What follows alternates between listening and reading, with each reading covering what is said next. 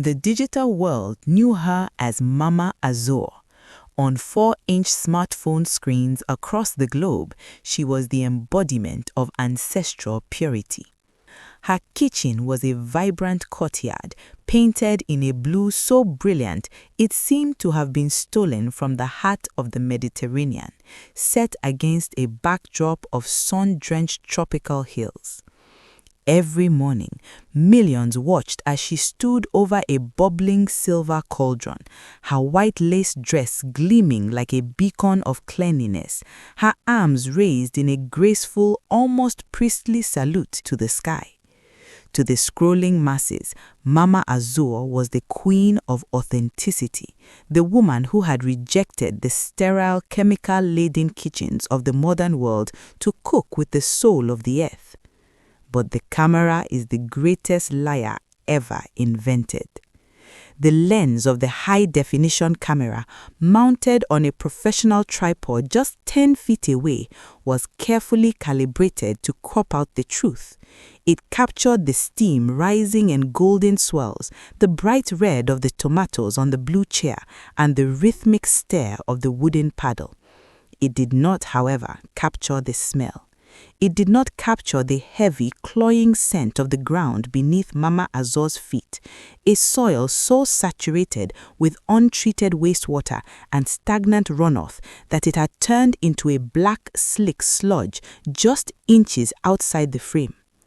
The secret to Mama Azor's viral success wasn't just the aesthetics, it was the addictive quality of her food. Those who traveled from the city to taste her famous yellow broth spoke of a funk so deep, a flavor so primal that it felt like a drug. They called it the umami of the earth. They were partially right. It was the flavor of the earth, but not the earth they imagined. Mama Azor lived in a state of calculated neglect. She had realized long ago that the pure food of the 5-star restaurant was boring because it was too clean. It lacked the biological complexity of decay. In the sweltering heat of the courtyard, she allowed the environment to ferment.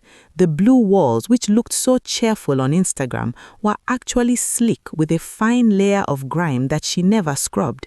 The chairs weren't vintage props. They were discarded items she had found in a landfill, their wood rotting from the inside out.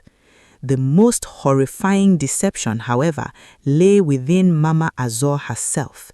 In the viral photos, she often posed with her arms raised high, revealing what looked like intricate dark tribal tattoos or perhaps an exotic skin treatment. The fans in the comment section praised her warrior markings. The reality was a medical nightmare. Under the friction of the heat and the constant exposure to the bacteria-laden steam of the cauldron, Mama Azor's armpits and upper arms had begun to succumb to a slow, weeping gangrene. The flesh was dark, textured with the bubbling eruptions of a deep tissue infection that she refused to treat. She didn't cover it because she had made a gruesome discovery. The sweat and the microscopic biological debris that dripped from her infected skin into the pot acted as a catalyst. As she stirred the heavy turmeric broth, the turmeric did more than provide color. It acted as a chemical mask. The pungent, earthy aroma of the turmeric fought a constant battle with the sickly sweet scent of the rotting flesh under her arms. To the customer standing 20 feet away, the air smelled like a paradise of spices. They couldn't see the beads of infected perspiration rolling down her arms and leaping into the bubbling stew. They couldn't see that the secret ingredient was quite literally the cook herself decomposing into the meal. One afternoon, a young food documentarian named Elias arrived. He had spent months trying to secure an interview with the queen of authenticity. He wanted to capture the soul of her cooking. As he set up his equipment, Mama Azor ignored him, her eyes closed in that famous meditative pose. She looked like a saint in white lace, a goddess of the hearth. "The light is perfect, Mama," Elias whispered, adjusting his focus. "The people want to know, What is the one thing that makes your food better than any restaurant in the world? Mama Azor didn't open her eyes. A fly landed on the edge of the cauldron, then another, drawn to the scent of the fermenting yard. She didn't shoo them away. To her, they were part of the seasoning. Restaurants fear the dark. They kill the flavor with bleach and soap. They scrub the life out of the pot. I let the life stay. I let the life change.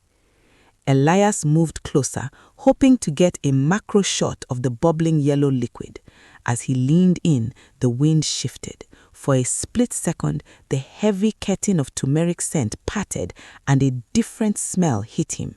It was sharp, metallic, and smelt of something that had been dead for a week in the sun. He gagged involuntarily, his eyes watering.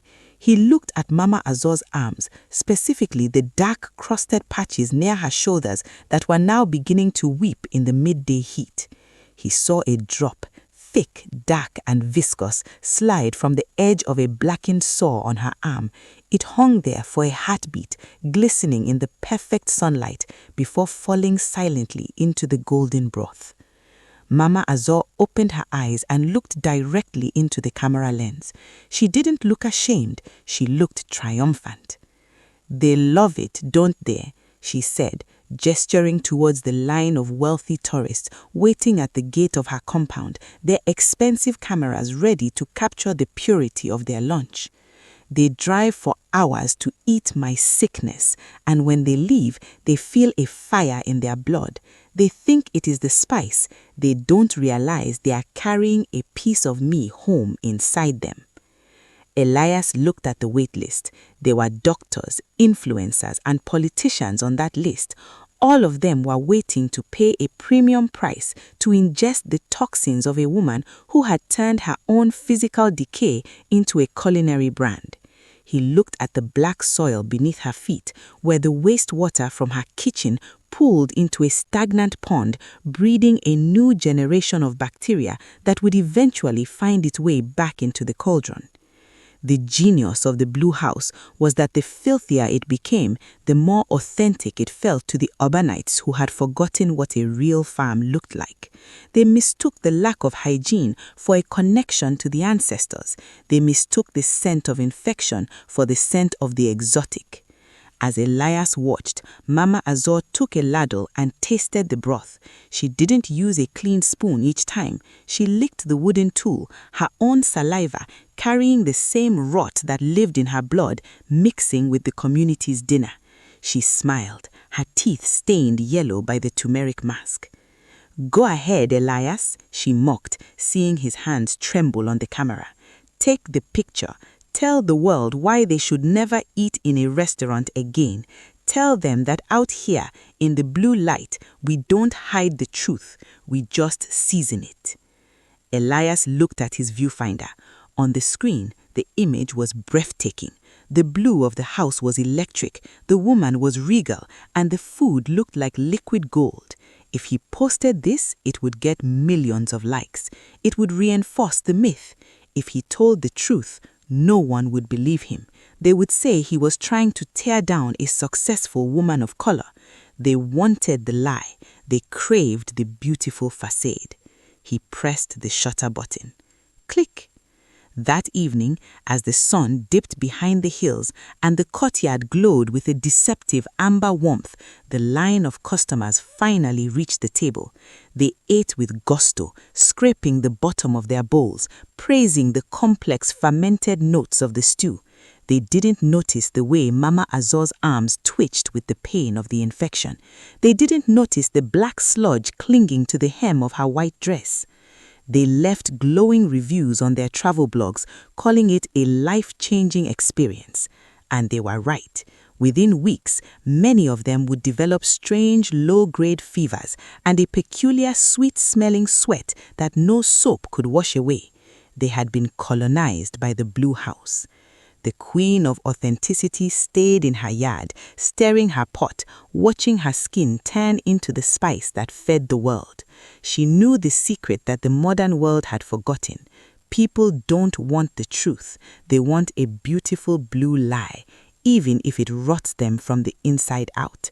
And as long as the turmeric stayed cheap and the camera stayed focused, Mama Azor would never run out of customers.